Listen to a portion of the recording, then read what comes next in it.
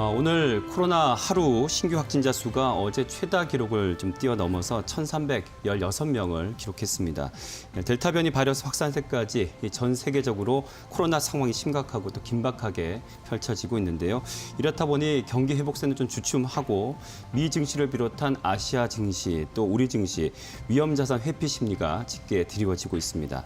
원달러 환율 또한 최근 계속 상승세를 보이다가 1,147을 넘어서 오늘 장중에 1,150원까지 연중 최고치를 경신했는데요.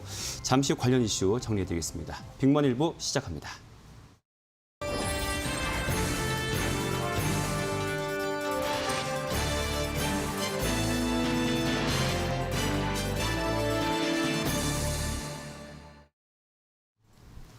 네, 원달러 환율 최근에 계속 상승하더니 오늘 장중 1,150원까지 지금 찍었습니다. 주가 상승 전망까지 나오고 있는데요. 유재 기자가 정리했습니다. 네, 앞서서도 이야기를 해주셨듯이 지금 원달러 환율이 오늘 장중 1,150원을 찍으면서 어제에 이어서 또다시 연중 최고치를 기록을 했습니다. 델타 변이 바이러스가 빠르게 확산이 되면서 이에 대한 공포심이 좀 자리를 잡고 있고요. 이것이 또한 경기에 대한 우려까지로 이어지면서 지금 시장에서는 위험 자산에 대한 회피 현상이 좀 나오고 있다고 볼 수가 있겠습니다. 이거는 우리나라뿐만 아니라 이게 글로벌 현상이라고도 볼 수가 있을 텐데요.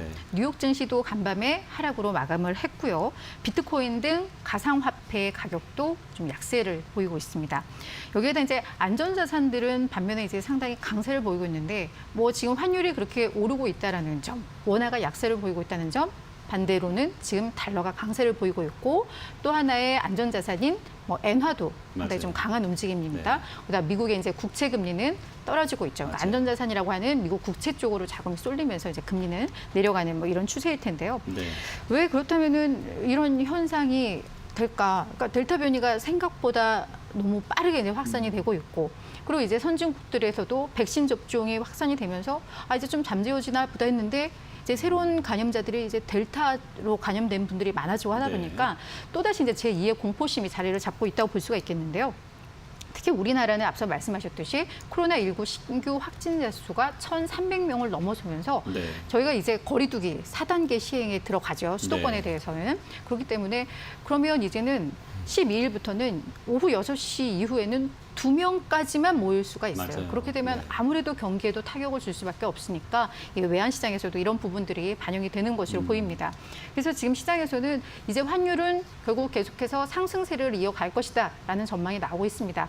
다만 지금 아직까지는 우리 수출 경기가 매우 좋기 때문에 어느 정도의 좀 상승 압력은 좀 제한을 할 것이다. 이런 얘기도 있어서 우리가 왜 1,200원이라고 하면 완전한 이제 위험 국면으로 넘어가는 것이라는 인식이 있기 때문에 거기까지는 아니더라도 일단은 상승세로는 방향은 잡을 것이다. 이런 전망 나오고 있습니다. 네. 지난해 3월 이제 팬데믹이 아주 절정을 치달을 때 그때 원달러 환율 1,300원 수준까지 올랐었는데 그때를 비교하면 그렇게 높은 건 아니지 않겠는가 생각할 수는 있지만 그래도 이런 환율 움직임에 대해서 시장이 주목하는 이유가 있겠죠. 네, 맞습니다. 그러니까 말씀하셨듯이 작년 3월에 이게 1,300원 아니어도 거의 그 부근까지 올라갔었어요. 그래서 그걸 고려하고 지금 차트를 보더라도 어느 정도 이렇게 계속해서 박스권 움직임 보이다가 이 박스권 이제 상단을 위로 좀 올라간 정도인데 요즘 오늘 어제 계속 기사들이 이제 계속 환율 기사 나오니까 왜 이렇게 환율에 이렇지? 라는 생각을 하시는 분들도 계실 것 같습니다. 근데 왜 이렇게 시장에서 이 환율에 주목하는가 하면 그동안 우리나라 같은 경우에도 수출 경기가 매우 좋았습니다. 거기에다가 글로벌적으로 위험자산 선호 현상이 좀 강화되면서 주식이고 뭐고 다 오름세였고요. 여기에 대해 이제 한국은행에서도 기준금리 인상 카드를 만싹거렸어요. 그러니까 이런 내용들은 결국은 환율이 하락하는 하방 압력을 주는 요소들이었거든요. 근데 이 분위기가 갑자기 급변을 하다 보니까 외환시장도 그걸 빠르게 반영하고 하면서 이제 시장에서 외환시장에 주목을 하는 것으로 볼 수가 있을 텐데요. 특히 이 주식시장에서는 이 환율을 더 주목하는 것은 어떤 수급과도 영향이 좀 깊기 때문입니다. 특히나 이 외국인 수급에 좀 밀접한 영향이 있는데요.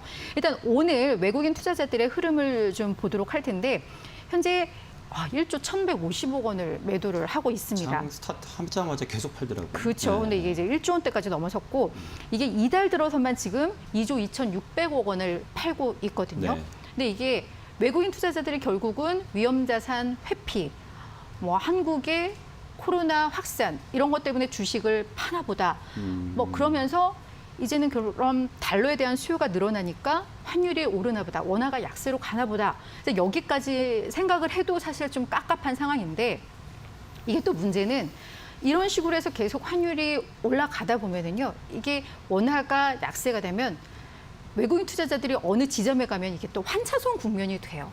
그럼 이게 매물이 매물을 부르는 또 이런 상황이 될 수 있기 때문에 외국인 매물이 더 늘어날 수가 있다는 네. 점. 그런 점에서 또 시장에서는 더 주목을 하고 있는 것 같은데 실례로 좀 보면은요. 네. 지난해 3월에 환율 급등 기간이 3월 5일부터 약 19일까지였거든요. 네. 이때 환율이 1,181원에서 1,296원까지 급등을 했었는데 네. 이 기간, 그러니까 10일 거래일 동안 외국인이 8조 5,700억 원을 순매도를 했고요. 네.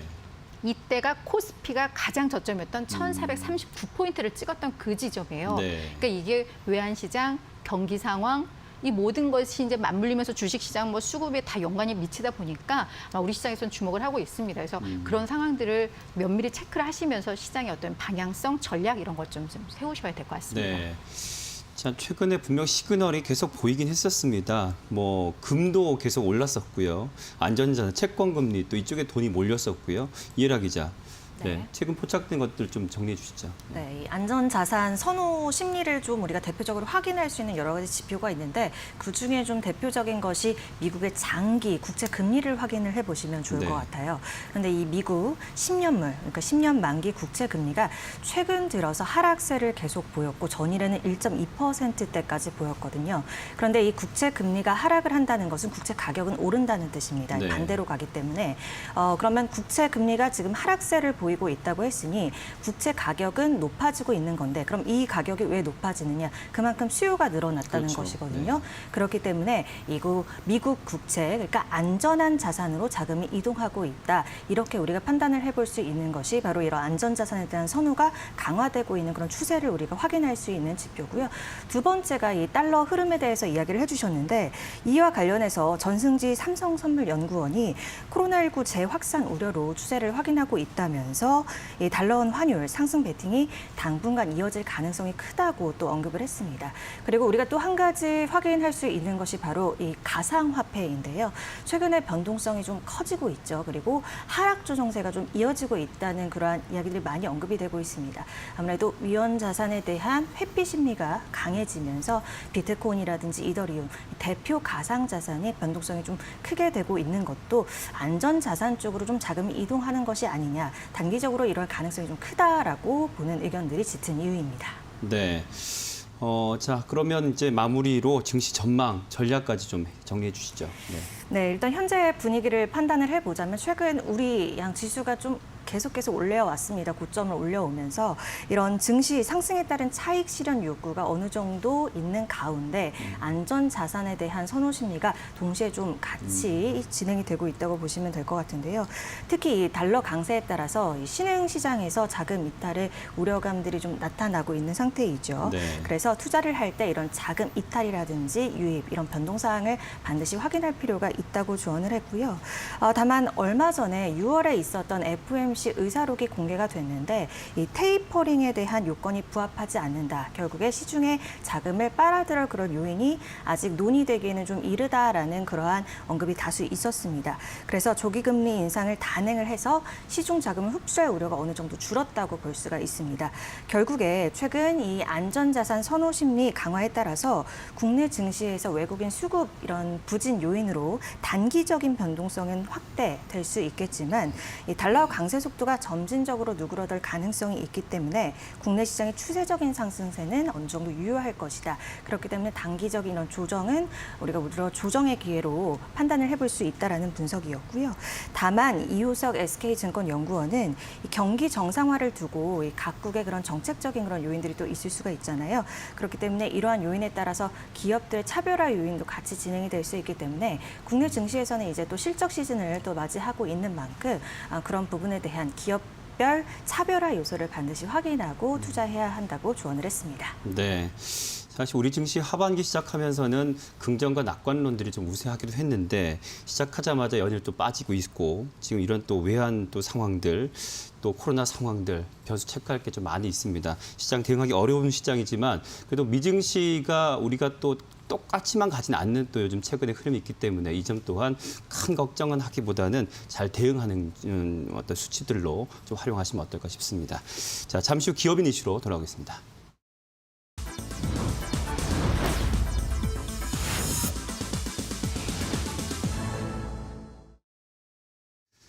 네, 카카오 게임즈가 시총 2위가 됐습니다. 최근 뭐 연일 하락세를 보이는 코스닥에서도 그래도 카카오 게임즈는 그래도 아주 견조한 흐름을 볼 수가 있거든요. 이일화 기자가 좀 정리했죠. 네. 이렇게 지수가 힘을 못 내줄 때 강한 종목들은 더 그 빛을 발하는 것 맞아요. 같아요. 네. 지금 그 카카오 게임즈가 그런 상황인데 오늘 들어서도 4% 가까이 현재 거래가 되고 있는 상태인데요. 한 달 새 40% 이상이 올랐습니다. 이게 연중 기준으로 봤을 때도 80% 이상 오른 수치입니다. 네. 이 카카오 게임즈가 포함된 코스닥 디지털 콘텐츠 지수를 살펴보니까 연초에 1100선에서 현재까지 1600선까지 지수가 높여왔더라고요. 그렇지만 그 와중에서도 카카오 게임즈의 강세가 굉장히 두드러졌다라고 볼 수가 있을 것 같은데요. 수급적으로도 외국인이 7월 1일 하루 제외하고는 최근 들어서 연속해서 매수 우위를 보이고 있고 기관도 최근 3일간 지속적으로 사고 있는 그런 모습입니다.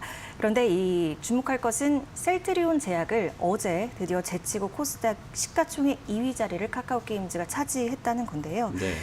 이 종가 기준으로 카카오 게임즈 시총이 어제 5조 9,932억 원을 기록을 했습니다. 셀트리온 제약은 5조 9,570억 원 정도여서 소폭 제친 거죠. 네. 그리고 어제까지만 해도 약간 분위기가 이 코스닥 2위 자리를 놓고 자리 싸움이 당분간 이어질 수도 있다고 봤습니다. 왜 그러냐면 이 셀트리온, 레키로나 같은 그러한 모멘텀을 가지고 좀 지속적으로 상승할 기조가 있기 때문에 자리 싸움 이어질 수도 있다고 봤는데 오늘 좀 양 사이의 그런 주가 움직임이 상반되게 나타나고 있죠. 그렇기 때문에 이러한 좀 자리 굳히기에 오늘 들어갈 수 있을까의 여부에 대해서도 좀 많이 관심이 나타나고 있는 것 같아요. 그리고 지금 주가 기준으로도 시가총액 6조 원을 결국 넘어선 모습을 보입니다. 보면 게임 업종은 코로나의 수혜주라고 볼 수가 있죠. 그리고 또 이제 신작들이 나오면 흥행 여부에 따라서 주가가 많이 상승 탄력을 받는데 일단은 뭐 보니까 오딘이 굉장히 인기가 있는 모양이에요. 네. 궁금해서 저도 한번 해보려고요. 네. 커넥커도 한번 해보고 그러니까요. 말씀을 좀 해주세요. 해봐야겠어요. 우리 네. 게임 얘기할 때마다 안 하신다고 그렇죠. 얘기하셨는데 우리가 한번 확인을 또 해보는 것도 그러니까요. 좋을 것 네. 같아요. 이게 6월 말에 신작이 나왔거든요. 말씀해주신 모바일 신작 게임인데 오딘 바랄라 라이징이라는 그러한 신작입니다. 근데 이게 흥행이 정말 그야말로 그대로 흥행입니다. 이게 맞습니다. 애플 매출 순위 1위를 하루 만에 기록을 했다고 하고요. 지난 2일에도 NC소프트 리니지 M이 부동의 1위 자리를 지키고 있었는데 구글 매출 순위 1위를 달성을 했다고 합니다. 그래서 출시 이후 하루 만에 70억 원을 벌어들였고 이틀 만에 150억 원에 육박하는 돈을 벌어들였다라는 그러한 이야기가 있었는데요. 이 리니지 M 시리즈를 넘어선 것뿐만이 아니라 애플과 구글 양대 마켓에서 동시에 1위를 차지한 것은 의미가 크다라는 게임 업계의 평가를 얻고 있는 상황입니다. 여기에 또 최근에 중국 그 외자 판호 발급 확대에 대한 기대감이 게임주 전반에 미치면서 또 이런 부분에서 영향을 받았다고 볼 수 있을 것 같고요. 네. 또 잠시 언급을 해주셨지만 이 코로나 지금 재확산 우려감이 다시 커지고 있죠. 네. 이 사회적 거리두기 강화에 따라서 외부 활동이 좀 줄어들면 언택트주 그 가운데 우리가 좀 즐길 수 있는 게임이라든지 콘텐츠 관련주들이 다시 한번 부각이 될 수 있다라는 기대감이 함께 영향을 미친 것으로 판단해 볼 수 있겠습니다. 네. 우리 출연하신 전문가께서 쉽게 얘기를 하시더라고요. 지금 코로나 상황이 이렇게 더 심해지면 우리 네. 자녀분들, 학생들은 뭐 할까요? 네, 알겠습니다. 네, 그렇게 될 수밖에 없겠군요 네. 하고 이제 공감을 했는데 또 전날 보니까 네. 세나 테크놀로지 인수 소식이 있군요. 네. 장 마감 후에 공시가 하나 떴어요. 카카오 게임즈가 세나 테크놀로지 지분 54% 상당을 취득했다는 소식이 또 전해진 건데요. 이 기업이 어떤 기업이냐 하면 레저나 스포츠, 웨어러블 웨어러블 기업입니다. 무선 통신 기기나 스마트 헬멧 같은 이런 것을 생산하는 업체인데 작년 매출액이 1,110억 원 정도였다고 하는데 이게 전년도 대비해서 30% 이상 증가한 수치이고요. 당기순이익도 10% 이상 성장한 수치입니다. 이게 카카오 게임즈의 자회사인 카카오 VX와의 그런 사업적인 연계성 때문에 또 주목을 받고 있고요. 카카오 게임즈의 모토가 일상의 게임화라고 해요. 그래서 네. 이것을 목표로 여러 가지 서비스에 함께 접목할 수 있지 않을까라는 그런 기대감이 함께 나타나고 있습니다. 자, 끝으로 그러면 카카오 게임즈의 실적과 주가 전망을 좀 해봐야 되겠 텐데 이렇게 오디는 출시됐으면 3분기는 더 아주 큰 실적 기대가 되는데 어떻습니까? 네, 왠지 그럴 것 같은 네, 느낌이 네. 드는데요. 증권사에서도 비슷하게 그러한 관점을 제시를 하고 있었습니다. 일단 현재까지 이렇게 목표 주가로 제시됐던 그러한 기준들을 모두 넘어섰어요. 카카오 네, 게임즈가 거의 역대 최고치에 달하는 그러한 주가 움직임을 보이고 있기 때문에 향후 또 어떻게 또 주가가 흘러갈지에 대해서 궁금해지는 시점인 것 같은데요. 일단 최근에 이베스트 투자증권에서 카카오 게임즈에 대해서 2분기 실적치에 대해서는 컨센서스에 조금 못 미칠 것이다. 예상치에 네. 못 미칠 것이라고 본 이유가 이번 신작에 대한 그런 마케팅 비용이 2분기에 들어간다고 해요. 그래서 2분기는 조금 기대치보다 낮을 수 있는데 3분기부터 이런 신작에 대한 그런 부분이 기여할 것이다. 네. 그래서 3분기부터 조금 더 피지 않을까라는 그런 예상들이 많았고요. 또 이 오딘뿐만이 아니라 우마무스메라는 게임이 출시할 것이라고 예상이 되고 있어서 이런 흥행 가능성에 대해서도 좀 염두를 해두면서 중장기적인 전략으로 들어가 보자라는 그런 얘기가 있었습니다.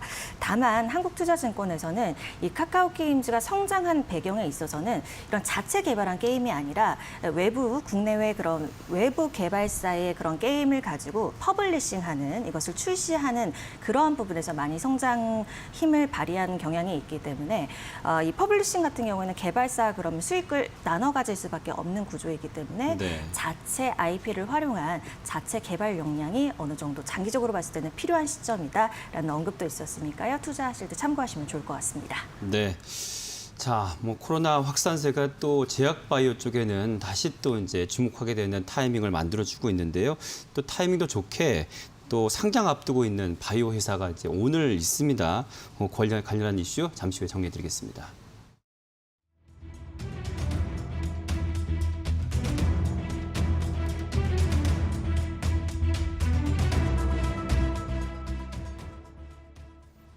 네, SD 바이오센서라는 기업 얘기인데요. 이제 한 2시간도 채 안 남았네요. 이제 공모 청약이 이제 마감이 됐는데 이게 델타 변이 바이러스 확산까지 생기면서 흥행에 성공할 분위기죠? 네. 두 분은 뭐 어떻게 공모주 청약에 참여를 저는 뭐 또 지금 방송 핑계 대고 안 하실 것 같고.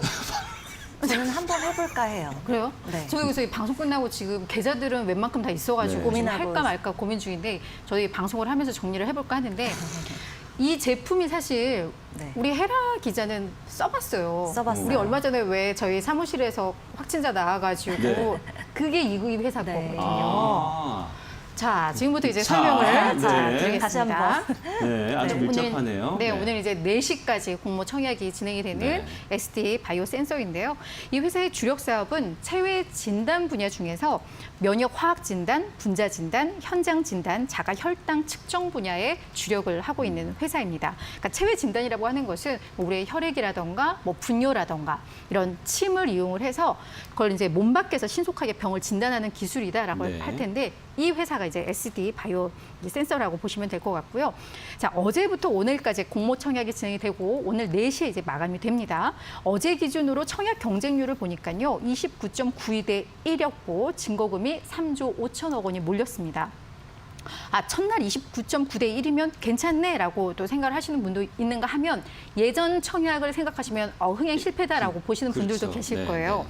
SK 바이오사이언스가 75.9대 1, 그리고 SK IT가 78.9대 1이었으니까 그에 비하면 뭐 30대 1이면 매우 낮다고 볼 수가 있겠죠. 네. 현재 이제 NA투자증권, 한국투자증권, 삼성증권, KB증권을 통해서 이제 청약을 하실 수가 있는 그런 상황인데 사실 이 회사가 공모가가 좀 오락가락했었죠. 초안에서는 이 밴드가 66,000원에서 85,000원이었는데 이제 뭐 거래소에서 뭐 또 뭐 정정해라 뭐 이렇게 되고 하면서 이제 45,000원에서 52,000원으로 밴드가 조정이 됐고 이제 요게 이제 기관 수요 예측을 진행을 했는데 기관들의 반응이 좋았어요. 기관 경쟁률이 1,143.76대 1을 기록을 하면서 네. 이제 밴드 상단에서 공모가가 확정이 된 게 이제 52,000원입니다. 네. 이 기관들은 왜 관심을 가졌느냐? 코로나 델타 변이 확산에 대한 이제 우려가 커지고 있으니까 그렇죠. 결국은 이 진단 키트에 대한 모멘텀이 강화될 것이다라는 이제 판단이 섰다고 볼 수가 있겠습니다. 네. 하지만 고민하게 만드는 부분이 이 의무 보유 확약인데요. 예전에 우리 뭐 SK 바이오사이언 이런 데들은 뭐 60%는 50%냐만 이랬는데 이게 12.4%예요. 그러니까 장기 투자에 대한 의지가 강하지 않다라고 이제 보여지네요. 또 해석을 할 수 있는 그런 대목이다 보니까 개인 투자자들도 요즘 공모주로 따상상 재미 이제 많이 못 받고 그쵸. 이러다 보니까 이제 좀 주춤한 게 아니야라는 얘기도 하시는데 네. 다만 아직까지 2시간이 좀 남아 있고 제가 12시 40분 기준으로 한국투자증권의 경쟁률을 보니까 158대 1로 올라가 있었어요. 그러니까 네. 그걸 고려하면 아마 최종은 더 높아질 가능성은 좀 있습니다. 중복 청약의 마지막 기회이기도 하고요. 네. 지금처럼 이렇게 코로나 확산세가 지속되면 분명히 뭐 이슈는 될 기업이기 때문에 뭐 한번 좀 결과는 봐야 할 이런 상황입니다.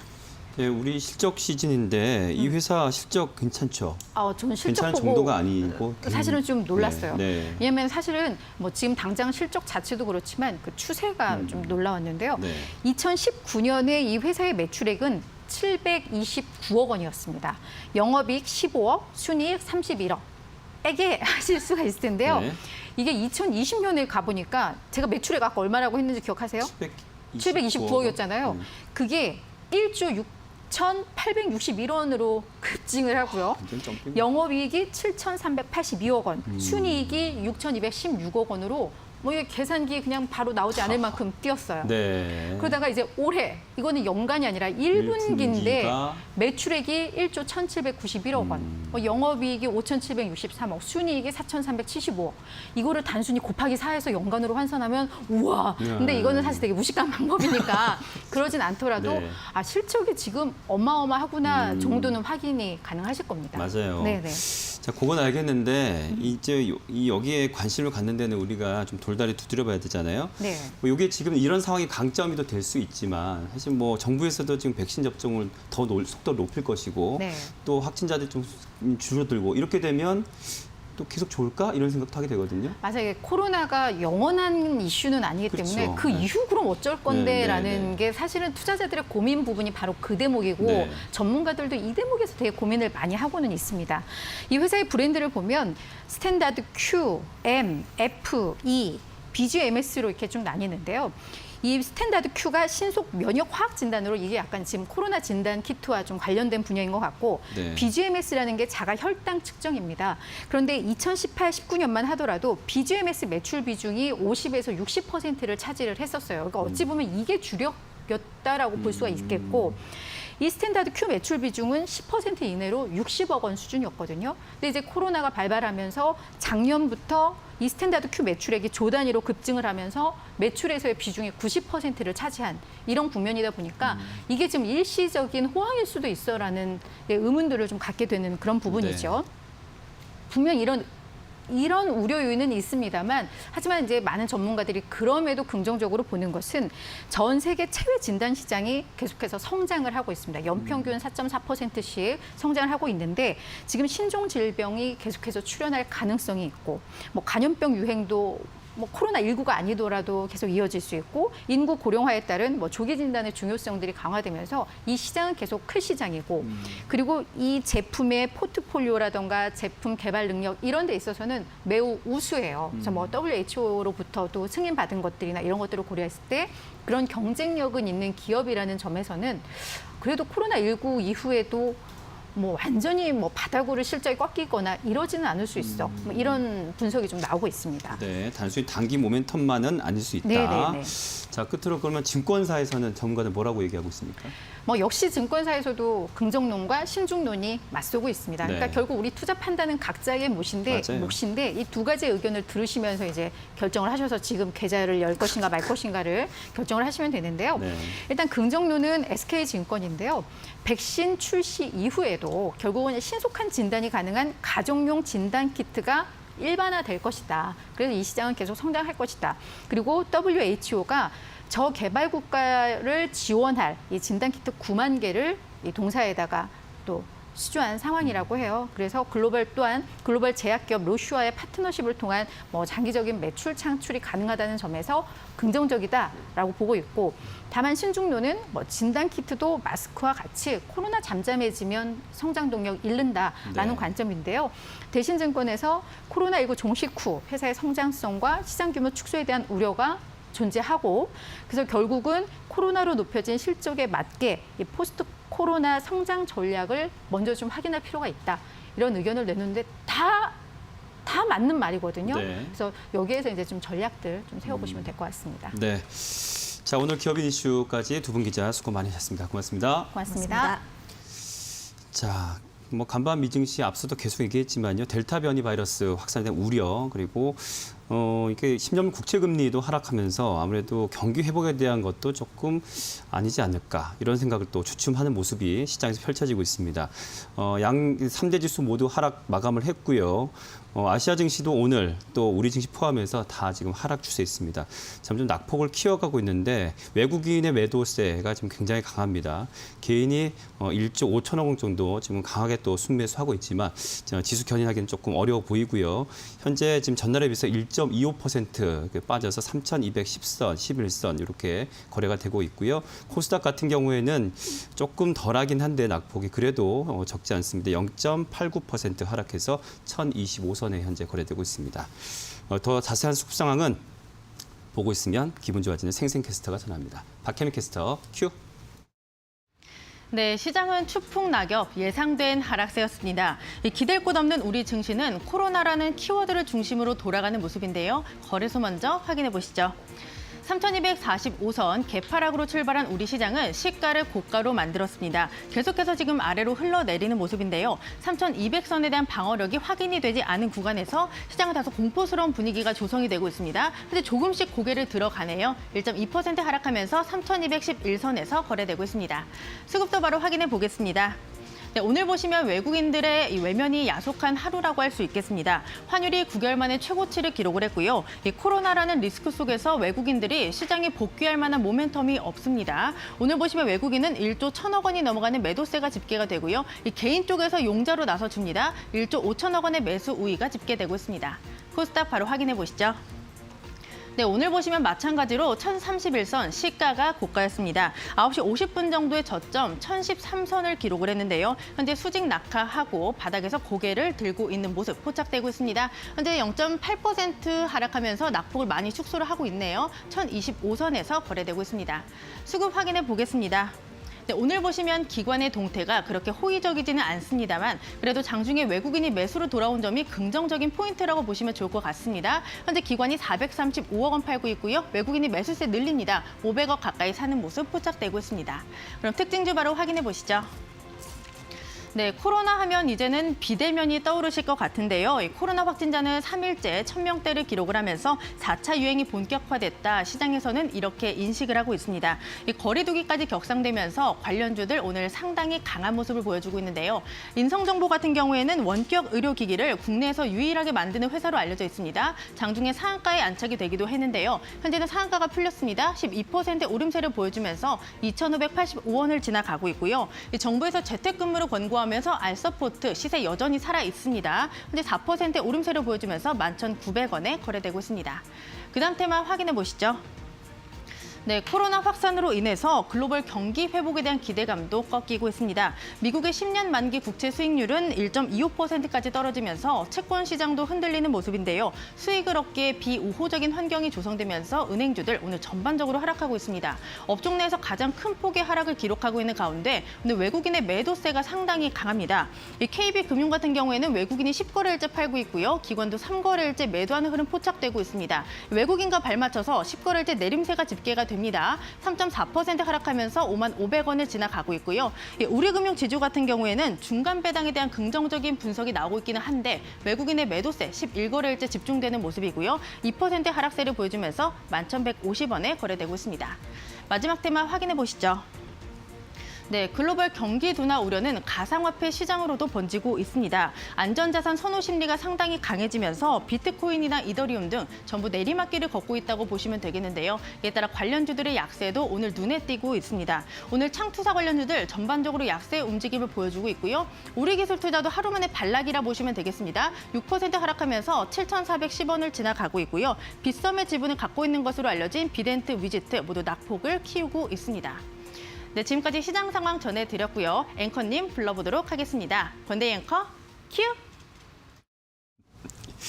자, 박혜민 캐스터 큐 잘 받았고요. 이제 테만 이슈 이어가겠습니다. 코스파트너스의 김진경 본부장과 함께합니다. 안녕하십니까? 네, 안녕하세요. 자, 먼저 김진경 본부장 수익률부터 보시겠습니다. 먼저 신성통상 수익 실현한 종목인데요. 5월 21일 매수에서 97.46% 높은 수익률로 수익 실현해냈습니다. SAT 6월 4일 매수에서 36.05%의 수익 실현, GS글로벌 4월 23일 매수에서 24.24%의 수익 실현, 푸드웰은 6월 29일 매수에서요 39.83%의 수익률 가져가고 있고 알루코는 5월 7일 매수에서 21.56%의 수익률 보여주고 있습니다. GS글로벌 다시 재매수 들어가서요. 5월 28일이었는데요. 19%의 지금 수익률 보여주고 있습니다. 스카이라이프 5월 14일 매수에서 14.56%의 수익률, 키움증권 6월 18일 매수에서 13.33%의 수익률, 삼성증권 4월 30일 매수에서 12.24%의 수익률 가져가고 있습니다. 다음은 한란데요. 7월 2일 매수에서 4.93%의 수익률, 유안타증권 6월 25일 매수에서 3.55%의 수익률, 아진산업 6월 11일 매수에서 3.06%의 수익률, 끝으로 신풍제약은 6월 25일 매수했는데요. 2.9%의 수익률 가져가고 있습니다. 네, 오늘 시장은 미증시와 다 아시아 증시, 전체적 글로벌 증시는 코로나에 대한 우려가 굉장히 크게 보여지고요. 그리고 또 원달러 환율 또한 지금 상승하면서 수급에 조금 주의를 해야 될 그런 시장으로 돌입해 보입니다.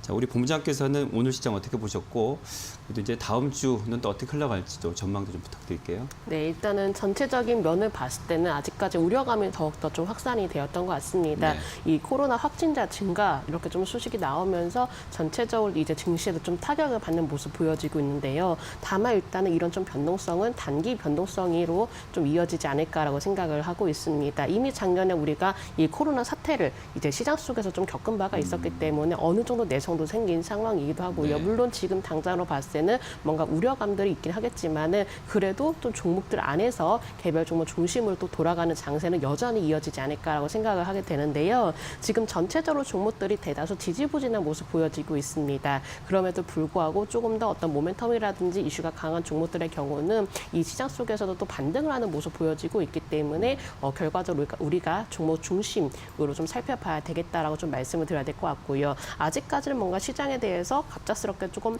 방향이라든지 추세적으로 만들어질 수 있겠다 이런 부분은 좀 예상을 하긴 좀 어려울 것 같습니다. 네. 또한 주말 사이에도 약간 변수들도 나올 가능성이 있기 때문에 일단 이 부분들에 대해서는 조금은 주의하시길 바라겠고요. 오늘 그리고 다음 주의 경우는 당분간은 좀 더 시장이 약간 재미가 없는 모습 보여지긴 하겠지만은 그래도 전체적으로 봤을 때는 너무 크게 이제 겁을 먹는 것보다도 오히려 차근차근히 하반기에는 오히려 좀 실적이라든지 새로운 성장 동력을 마련해 나갈 수 있는 종목들 위주로 한번 좀 살펴보시는 게 좋으실 것 같습니다. 네. 자, 그러면 우리 종목 AS 들으면서 또 시장에 대한 얘기 좀 더해서 해보도록 하겠습니다. 먼저 어떤 종목부터 갈까요, 우리? 네, 일단은 이제 전체적으로 종목들이 오늘 조정 흐름 보여지고 있기 때문에 네. 대다수 일단 종목들에 대해서 어떻게 좀 대응해야 될지에 좀 말씀을 드려보도록 하겠습니다. 먼저 삼성증권 살펴보도록 하겠습니다. 네. 일단 삼성증권 보시면은 오늘 시장에 영향을 받았기 때문에 전반적으로 증권주들도 대다수 부진한 모습 보여지고 있습니다. 다만 삼성증권의 경우는 일단은 밑에 121선이 지지 라인을 좀 만들고 있는 상황이기 때문에 이렇게 지지를 받게 된다면 오히려 다시금 시장의 반응이 나았을 때는 증권주 대산할 수 있는 움직임 그리고 여전히 유동성 장세가 이어지는 가능성이 높기 때문에 오히려 증권주들의 경우는 지금 당장만 놓고 보시는 것보다도 계속적으로 이렇게 개인들의 매수라든지 유동성 장세라든지 이런 부분들을 고려를 해가지고 현재로서는 증권주는 꼭 한번 좀 지켜보자라고 좀 말씀을 드려야 될 것 같고요. 네. 두 번째 종목 알루코 살펴보도록 하겠습니다. 알루코도 마찬가지로 시장에 따른 영향 보여지고 있지만은 바로 4,700원대의 지지 라인을 꼭 지켜내주고 있습니다. 이렇게 지지 라인을 잘 지켜내는 종목들이 오히려 시장에 반등이 나왔을 때 다시금 주가의 반등도 좀 기대를 해볼 수가 있기 때문에 알루코 역시도 현재는 이제 제가 보유 의견 드리도록 하겠고요. 세 번째 스카이라이프 살펴보도록 하겠습니다. 스카이라이프의 경우도 마찬가지로 갑작스럽게 또 반등을 시도하려는 모습 보여지고 있는데요. 역시나 시장 때문에 영향을 받는 모습 보여지고 있기 때문에 스카이라이프의 경우는 콘텐츠 관련 기대감도 있는 만큼 제가 동종목도 보유해 보도록 하겠습니다. 다음 종목 GS글로벌 살펴보도록 하겠습니다. GS 글로벌의 경우도 지금 시장으로 인해서 조정받고 있지만은 일단은 2,700원대를 좀 잘 지켜내 줘야 됩니다. 2,700원대를 종가상까지도 좀 잘 지켜내줘야 다시 반등을 시도를 할 가능성이 높기 때문에 만약에 보유하고 계시는 분들이라면은 2,700원 리스크 관리 가격 좀 말씀드려 보도록 하겠고요. 다음 종목 이제 아진산업 살펴보겠습니다. 전반적으로 자동차 부품 사업의 경우는 일단은 어느 정도는 좀 개선이 되어 나갈 것으로 보여지고 있습니다. 다만 동종목도 지금 시장에 따른 영향을 받고 있기 때문에 지금으로서는 3,600원대 지지라인 제가 좀 말씀드려 보도록 하겠고요. 오히려 다시 한번 이평선을 회복하게 된다면은 또 추세를 만들어갈 가능성이 있기 때문에 한번 지켜보도록 하겠습니다. 다음 종목 키움증권 살펴보겠습니다. 네. 키움증권도 마찬가지로 시장에 따른 영향을 받고 있지만은 오히려 증권주의 경우는 제가 하반기까지 봐야 된다라고 말씀드렸기 때문에 증권주의 경우는 걱정하지 말자라고 좀 말씀드려야 될 것 같고요. 네. 다음 종목 신풍제약을 살펴보면은 오히려 그 제약바이오주의 경우는 이 시장 속에서도 완만한 흐름 좀 이어지고 있습니다. 오늘 좀 빨간불을 좀 보여지고 있는데 워낙 갑작스럽게 또 하락을 했지만은 오히려 지지 라인을 좀 구축하면서 다시금 반등 시도를 할 것으로 보여지고 있기 때문에 지금은 역시나 저렴한 가격권이라는 점 말씀드려 보도록 하겠고요. 유안타증권도 마찬가지로 이 증권주이기 때문에 오히려 하반기 기대를 하면서 제가 보유 의견 드리도록 하겠고 한라의 경우도 지금 건설업황이 또한 회복이 되어 나가고 있기 때문에 오히려 시장에 따른 영향보다도 앞으로 건설업황의 회복을 기대를 하면서 제가 동종목도 보유하도록 하겠습니다. 네. 자, 증권주 우리 포트 안에 3개가 있잖아요. 지금 하반기까지 말씀하셨는데 한 연말까지로 더 구체적으로 이렇게 봐도 괜찮을까요? 네, 저는 이제 증권주에 대해서는 사실 이제 물론 이제 증시 상황도 영향을 받긴 하겠지만 네. 실제적으로 어디서 수익을 내는지가 가장 중요한 부분입니다. 근데 계속적으로 브로커리지 수익적인 부분에 대해서도 좀 기대가 높아지고 있기도 하고요. 또 어느 정도 이렇게 투자 자산에 대해서 사람들의 관심이 몰려지고 있기 때문에 충분히 증권업황에는 수혜가 될 가능성이 높기 때문에 증권주들의 경우는 우리가 좀 하반기 동안 중기적으로 좀 지켜보셔도 된다라는 점 말씀드리겠습니다. 네. 그리고 우리 그 지금 포트 안에 신풍제약이 있잖아요. 네.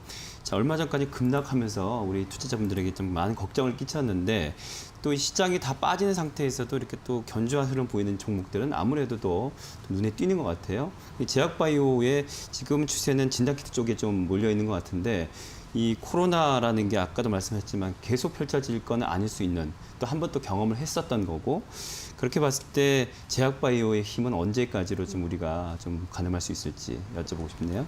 네, 지금 당장 단기적으로 봤을 때는 이 코로나 사태에 대해서 조금 꾸준히 이야기가 나올 가능성이 높습니다. 오늘도 마찬가지로 사회적 거리두기에 관한 이야기가 나오기도 했었고 또 코로나에 대해서 신규 확진자 증가에 따른 우려감이 좀 나왔었기 때문에 네. 이 제약바이오주의 경우는 단기적으로 봤을 때 이 코로나에 따른 영향을 받을 수밖에 없다라는 점 말씀드려야 될 것 같고요. 다만 중장기적인 면으로 봤을 때는 계속적으로 어떤 신약 개발이라든지 또 코로나 백신만이 아니라 또 새로운 백신을 만들 계획들도 가지고 있기 때문에 제약 바이오주들의 경우는 어떤 조금 의약품에 대해서 어떤 좀 신약 개발이나 또 새로운 모멘텀을 가지고 있는지에 대해서 좀 더 중기적으로 바라보시면 좋으실 것 같습니다. 네, 자, 참고하시길 바라고요. 계속해서 오늘장 뜨거운 테마주를 공개할 텐데 오늘 시장이 뭐 좀 빠지고 있어서 어떤 종목인지 더욱더 궁금합니다. 보시죠.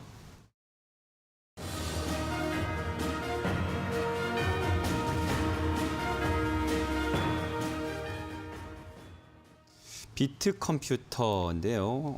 오늘 시장뿐 아니라 최근 연일 좀 시장이 좋지는 않았는데 그래도 견조한 7월 7일 같은 경우 7% 급등을 했었고요. 비트 컴퓨터 좀 할 얘기가 좀 꽤 있겠어요. 네. 네.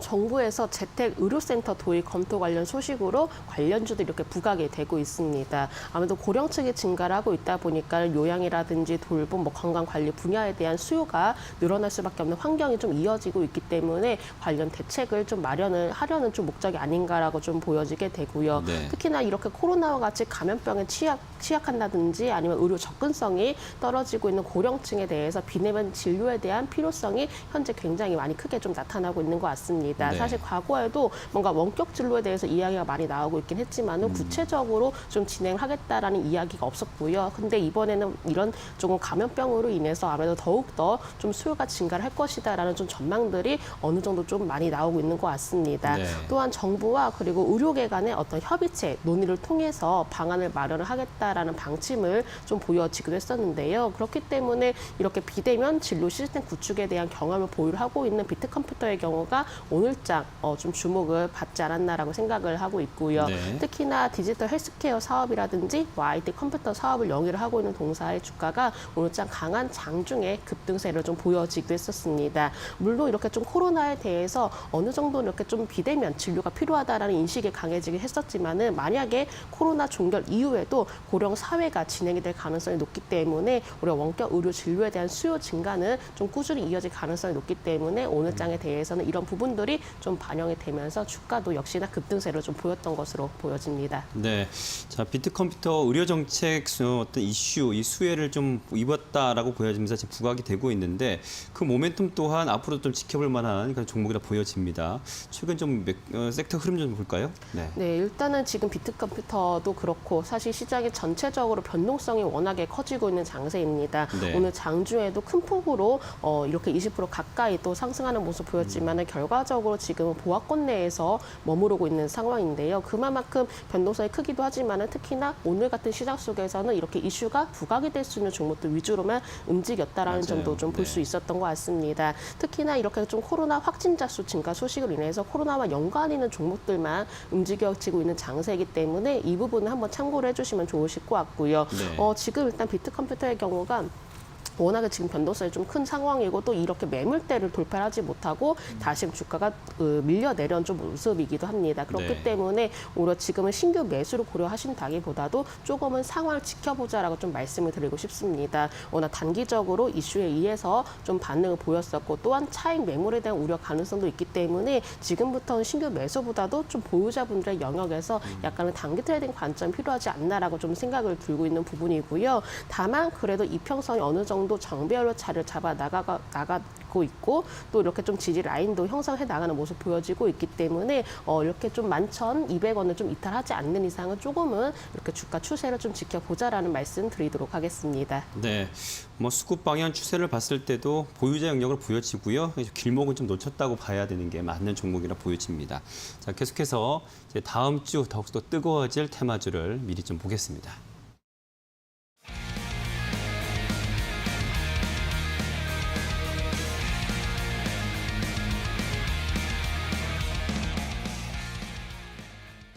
네, 다음 주 전망해 주시면서도 말씀하셨지만 역시나 진단키트 관련주는 당분간 조금 이 모멘텀과 이슈는 유지가 되겠다라고 보여지는군요. 네. 네. 저는 이제 진단키트 관련주들이 당분간은 주목이 될 가능성이 높다라고 좀 네. 보고 있습니다. 국내 일일 코로나 감염증 신규 확진자 수가 처음으로 1,300여 명을 좀 넘어선 상황인데요. 이 코로나 재확산에 따른 우려감이 높아지고 있기 때문에 이런 관련주를 주목이 될 수밖에 없는 것 같습니다. 역대 최고치를 현재 이제 기록하면서 다시금 대유행 조짐에 따른 우려감이 현재 나타나고 있는 상황이고요. 역시나 이슈만이 또 부각이 되고 있는 시장 속이기 때문에 당분간 진단키트 관련주들이 좀 주목이 되지 않을까라고 생각을 해보는 부분입니다. 특히나 이렇게 좀 수도권에는 새로운 사회적 거리두기 4단계가 현재 좀 적용이 이제 되는 이제 상황인데요. 워낙에 시장 자체가 모멘텀이 좀 부재한 상황이고 이렇게 좀 걱정거리가 좀 남아있는 시장이다 보니까는 당분간으로서 관련 이슈가 더욱더 부각이 될 가능성이 높기 때문에 오히려 좀 진단키트 관련 관련주들의 경우는 오히려 좀 더 지켜보자라는 점 말씀드리도록 하겠습니다. 네, 현재 좀 흐름도 살펴볼까요?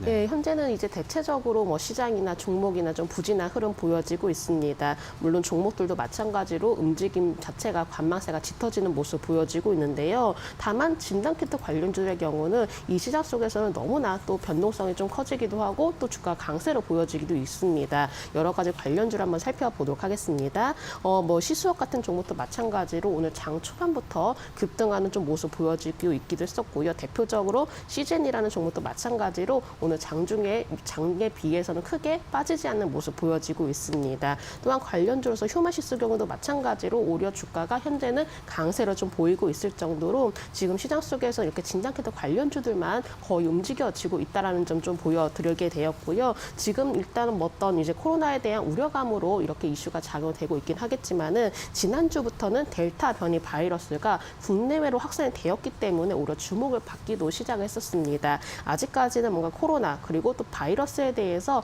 워낙 좀 우려가 확산이 되고 있는 상황이기 때문에 오히려 당분간으로서 이렇게 좀 관련주들이 유독 관심이 몰려질 것으로 판단되기 때문에 제가 오늘장 앞으로 뜨거울 테마주로 말씀드려 보도록 하겠습니다. 네, 자 그럼 이 좀 여러 종목들 중에 우리가 가장 좀 주목할 만한 종목은 어떤 종목으로 보셨습니까? 네, 저는 이 안에서 미코바이오메드를 말씀을 드려보도록 하겠습니다.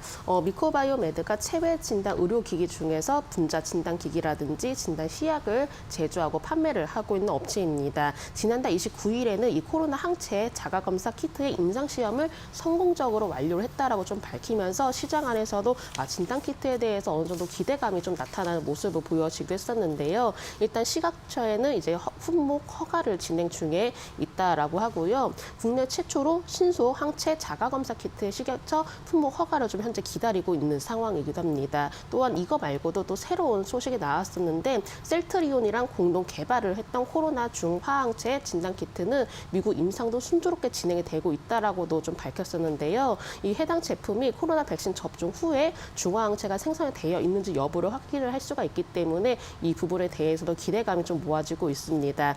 이 미코바이오메드가 이 코로나 백신 접종 후 어느 정도는 일단 그 중화항체라든지 또 새롭게 검사 키트 개발에서는 가장 앞서 있기 때문에 이런 부분들이 이제 시장 선점 효과도 기대를 해볼 수가 있을 것 같고요. 만약에 식약처를 좀 허가 획득을 하게 된다면 오히려 해외 수출도 기대가 될 수가 있기 때문에 이 부분에 대해서는 한번 좀 체크를 해보시면 좋으실 것 같습니다. 미코바이오메드 일봉 흐름 보도록 하겠습니다. 네. 다른 진단키트 관련주에 비해서 그래도 비교적 안정적인 상승 흐름 이어지고 있습니다. 이평선도 마찬가지로 정배열 우상의 흐름을 좀 그려나가면서 매물대도 좀 소화를 해나가면서 상승 흐름은 좀 이어지고 있기 때문에 비교적 변동성이 큰 시장 속에서는 그래도 이 종목이 조금 안정적인 흐름이 이어질 가능성이 높다는 점 말씀드려보도록 하겠고요. 이 주봉의 흐름 보셔도 워낙에 좀 완만하게 반등세를 좀 시도하는 모습 보여지고 있죠. 이미 60주선 돌파해놓은 상황이기 때문에 추가 상승 가능하다라는 점 그리고 월봉에서도 마찬가지로 이제부터 바닥에서 서서히 U자형 반등을 시도하고 있다라는 점 보게 된다면은 주가 자체는 또 가격적인 메리트가 충분하다라고 판단되기 때문에 제가 오늘 종목 미코바이오메드로 말씀드려보도록 하겠습니다. 매수가의 경우는 18,900원에서 19,000원 사이 말씀드려보도록 하겠고 손절가의 경우는 17,400원, 목표가 24,000원으로 제시해드리도록 하겠습니다. 네, 현재 거래되고 있는 상황 보니까요. 매수가 밴드 안에 있다고 보여집니다. 참고하시길 바라고. 자, 오늘 테마인 이슈는 코스파트너스의 김진경 본부장과 함께했습니다. 고맙습니다. 네, 감사합니다. 자, 빅머니 1부 순서는 여기까지입니다. 잠시 후 빅머니 2부로 돌아오겠습니다. 시청해주신 여러분 고맙습니다. 채널 고정.